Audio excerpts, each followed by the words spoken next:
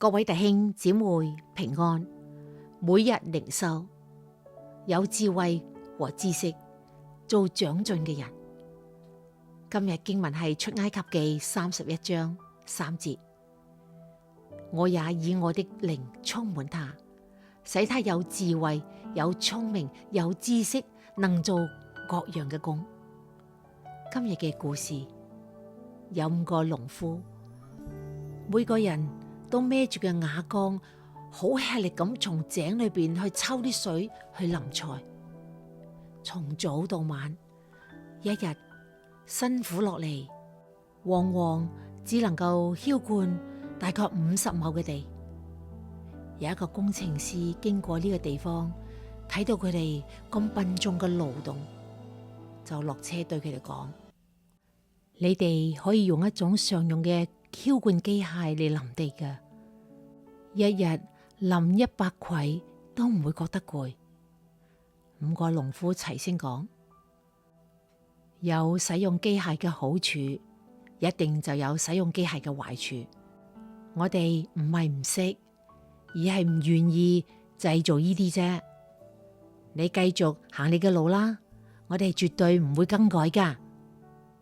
我哋一齊默想，一啲東西都係中性嘅，只係睇人點樣使用佢。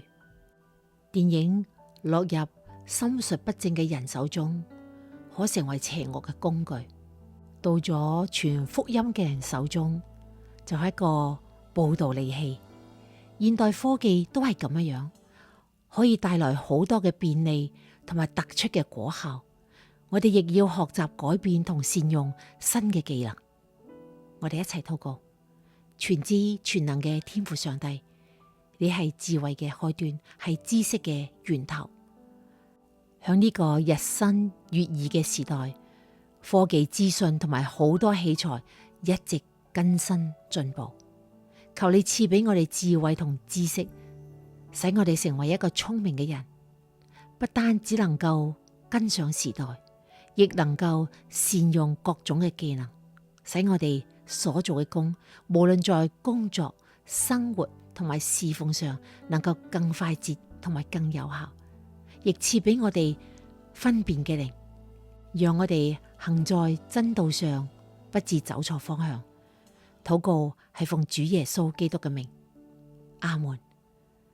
今日經文係出埃及記31章3節，我哋也以我哋嘅靈充滿他，使他有智慧、有聰明、有知識，能做各樣嘅工。